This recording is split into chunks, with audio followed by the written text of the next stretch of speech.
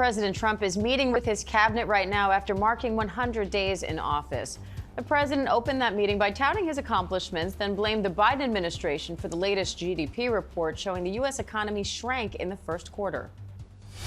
Probably saw some numbers today, and I have to start off by saying that's Biden, that's not Trump, because we came in on January, this is the quarterly numbers, and we came in and I was very against everything that Biden was doing in terms of the economy, destroying our country in so many ways, not only at the border was more obvious, but we took over his mess in so many different ways.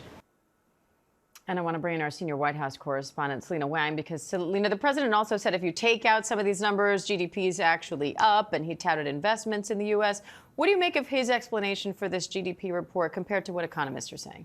Well, look, the president is blaming the GDP report as well as the stock market on former President Biden. But most economists agree that the drop in consumer confidence, the volatility in the stock market, and this economic slowdown that we're seeing is a result of the president's chaotic tariff policy that has been on again, then off again, then on again. Now, these are sweeping tariffs that the president has imposed, and it's led many companies to rush to get ahead of these tariffs, surging imports of goods from abroad. And a lot of companies have been on edge as well. Many businesses have been put on pause, and these China tariffs are especially damaging for companies that rely on trade between these two countries, many small businesses, large businesses, as well as U.S. farmers. We've currently got 145% on many tariffs coming in, many goods coming in from China, and then China has imposed 125% tariffs on goods going from the U.S. into China, which is primarily agricultural goods. Now, our Terry Moran pressed the president on this issue yesterday, saying that for some of these American businesses, they're facing the possibility of extinction.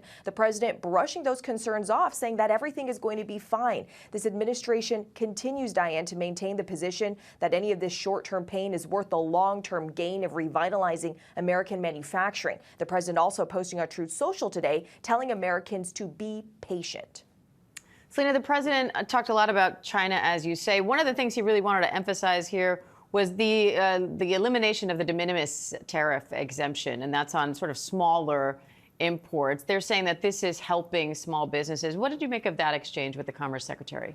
So in specific, that de minimis exemption, closing that trade loophole that allows goods valued at less than $800 to come into the U.S. tariff-free, that really hurts some Chinese companies like the e-commerce retailers, Shein and Temu. Both of those companies have said that they're going to have to raise prices. In fact, they've already started raising prices because of that. Now, some would argue that this actually does benefit some American firms. Fast fashion retailer Forever 21, when they were closing stores, said that part of the reason was that they couldn't compete with these fast fashion, cheap e-commerce retailers from China that were benefiting from this loophole. But the president there, in the cabinet room, he also talked about how China is getting hammered by his tariffs. This does come as China's factory activity slipped to the worst contraction since December 2023, as China is grappling with these very steep tariffs from the United States.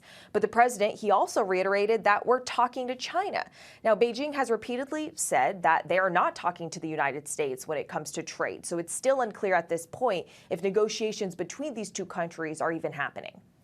All right, Selena Wang, thank you. And a new report says the U.S. economy shrank for the first time since the pandemic.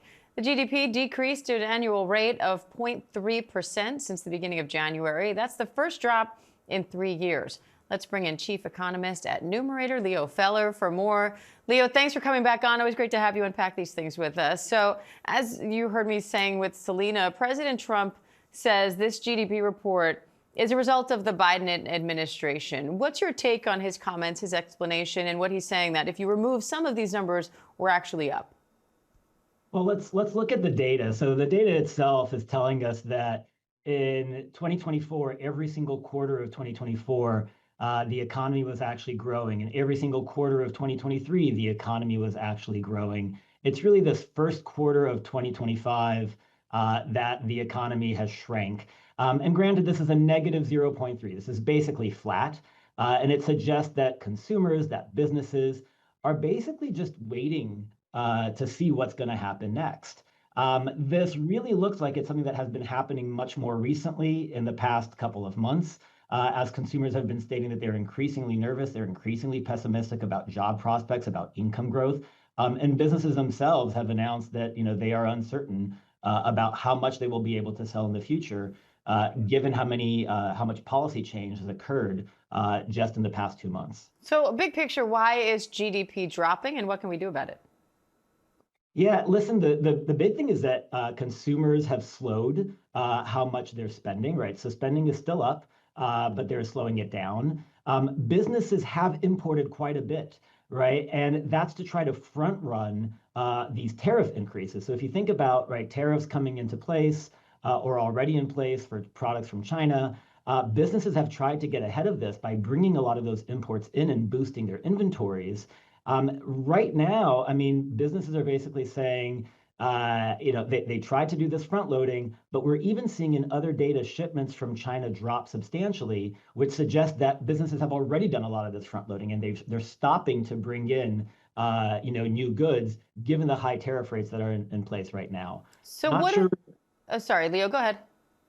Oh, I was just saying there's not much that we can do about it now, given the policies that are in place. I think given the data that we're seeing, we'll probably just have some empty shelves coming into June and July as businesses have not been able to bring in new goods. Does this offer any more fuel to recession fears?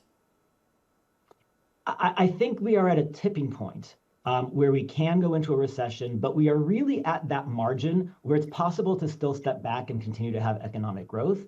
If we continue down this trajectory of tariff wars, of threatening Federal Reserve independence and creating economic uncertainty, then I do think that we tip into a recession at the later half of this year. All right, Leo Feller, always great to have you. Leo, thank you. Thank you so much.